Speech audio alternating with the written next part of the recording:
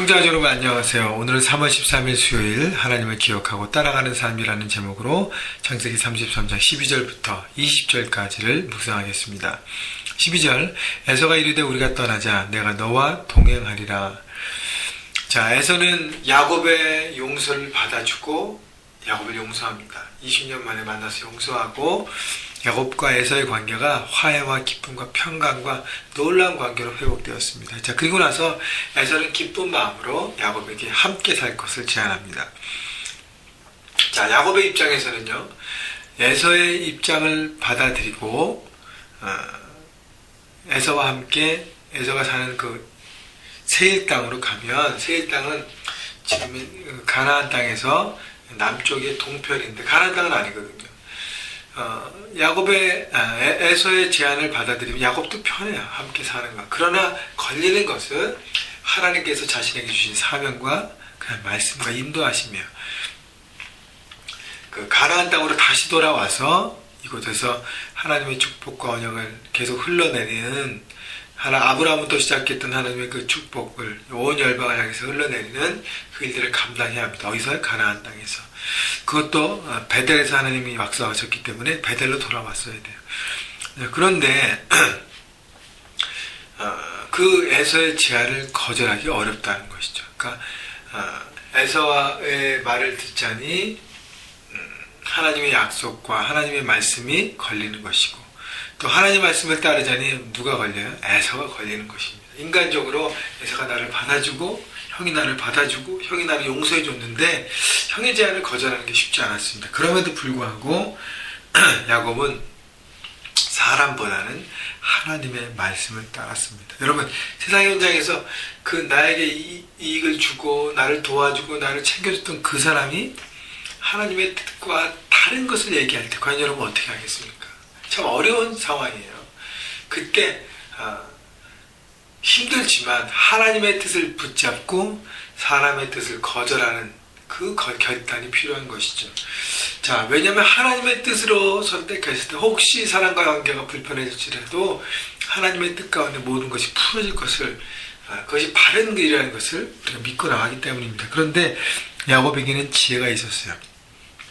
야곱이 어떻게 거절하는지 야곱의 지혜를 보십시다. 13절 야곱이 그에게 이르되 내 주도 아시거니와 자식들은 연약하고 내게 있는 양떼와 소가 새끼를 데리고 있은즉 하루만 지나치게 멀면 모든 때가 죽으리니 청하건대 내 주는 종보다 앞서 가소서. 나는 앞에 가는 가축들과 자식들의 걸음대로 천천히 인도하여 세일로 가서 내 주께 나아가리이다.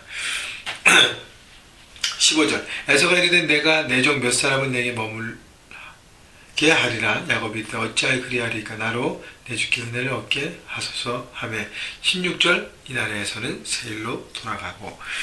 자, 야곱이 지혜를 내려서 에서에게 지금 내 양떼가 너무 많고 또 내 자식들은 너무 어리기 때문에 빨리 내가 갈 수 없으니 형은 먼저 가면 내가 천천히 가겠다. 자, 그 얘기는 일단 에서를 보내게 하고 그 다음에 에서에게 왜 못 가는지를 나중에 전할 수도 있기 때문에 거절을 이렇게 한 것입니다. 자, 상대방이 상처받지 않고 거기에 이렇게 오펜드 당하지 않을 수 있도록 지혜를 바랐고요. 그 지혜를 통해서 하나님의 뜻을 붙잡고 사람과의 관계를 지혜롭게 하는 것입니다. 여러분, 그렇기 때문에 세상에서 이런 지혜가 필요해요. 사람들의 제안과 사람들의 어떤 그것이 눈에 보이긴 좋지만 하나님의 뜻에 거절해 하나님 뜻과 컨플릭트 되는 부분이 있다면 우리가 하나님의 뜻을 택하고 사람들과는 지혜롭게 그들의 제안을 잘 받아들이고 그러나 자연스럽게 거절할 수 있는 용기와 결단이 필요한 것입니다. 17절 야곱은 숫곳에 이르러 자기를 위하여 집을 짓고 그의 가축을 위하여 우리칸을 지었으므로 그 땅 이름을 숫곳이라 부르더라. 자, 야곱은 그래서 전진해서 가나안 땅에 들어가면서, 근데 문제는 숫곳에 이르러서 여기서 집을 짓고 가축을 위하여 우리칸을 지었습니다. 자, 베델로 갔어야 되는데 베델까지 가지 않고 숫곳에 머물러서 일단 쉼을 갖고 이렇게 갔었다는 것이 이제 나중에 문제가 되는데, 여러분, 그래서 이제 야곱의 안타까운 부분은 하나님께서 그 말씀하셨던 그 베델이라는 곳으로 끝까지 가서 거기서 안착하고 거기서 하나님의 뜻을 계속적으로 묻고 나갔어야 되는데 일단 가나안 땅이라는 곳에 들어오니까 아마 긴장이 풀렸던 것 같아요. 그래서 가까운 곳에 일단 여정을 풀고 집을 짓고 쉬었다는 것입니다. 근데 이제 집까지 지고 쉬었다는 것은 일단은 여기 있겠다는 얘기죠. 그래서 이제 그 부분이 문제인데, 여러분 하나님 말씀을 따를 때 끝까지 100% 완전하게 안 하면 그것으로 인한 항상 문제를 우리가 당하게 되고 겪어가게 되는 것을 여러분 깨달으십시오. 18절 야곱이 밧다람에서부터 평안히 가나안 땅 세겜 성읍에 이르러 그 성읍 앞에 장막을 치고 그가 장막을 친 밭을 세겜의 아버지 하몰의 아들의 손에서 베크시타에 샀으며, 자, 돈을 주고 그 땅을 사고 그 땅에 정착을 합니다. 그래서 그게 이제 문제가 되는 거예요. 그래서 끝까지 하나님의 말씀하신 그 베델까지 가지 않았던 그 부분이 참 안타깝죠. 그러나 하나님께서 밧담 아람, 하란, 그 아람 땅, 그 어머니 리브가의 고향으로부터 여기까지 인도하셨다는 것.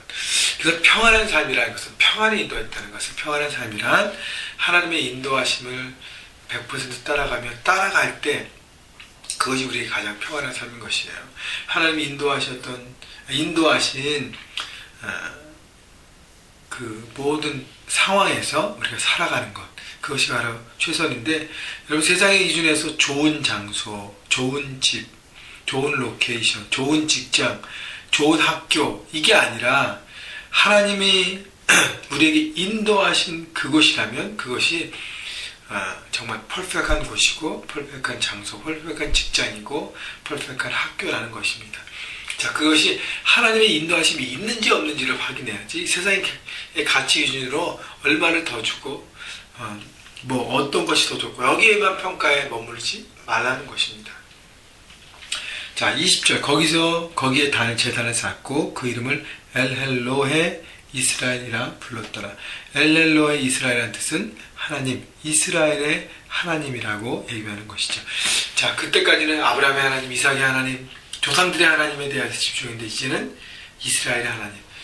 그러니까 야곱이 바라본 것은 지금까지 나를 인도하셨던 하나님을 바라보면서 지금 나를 인도하시고 나를 인도하실 그 하나님, 지금과 미래에 더 집중해서 하나님을 고백하는 것입니다. 이제 20년간의 훈련을 통해서 갔다 왔어요. 자, 하나님께서 여기서 정착하면서 새롭게 인도하실 것을 바라보잖아요. 그죠? 그래서 우리에게 가장 필요한 것은 하나님을 향한 마음과 예배와 우리 중심을 드리는 것. 하나님께서 지금까지 인도하셨다면, 과거에 인도하셨다면 지금도 나를 인도하시고 미래에 인도하실 것을 바라보고 확신하며 순종하며 하나님을 따라갈 때 우리의 삶에 형통하게 된다는 것을 여러분 오늘도 바라보시고, 여러분 삶의 현장에서 해야 될 결정들, 모든 것들, 그것이 세상의 가치 기준에서 좋고 나쁨이 아니라 하나님의 인도하심이 있는지 없는지를 확인하고 결정하셔서 주님의 주신 평안을 누리시는 여러분 모두가 되시기를 주님의 이름으로 축복합니다.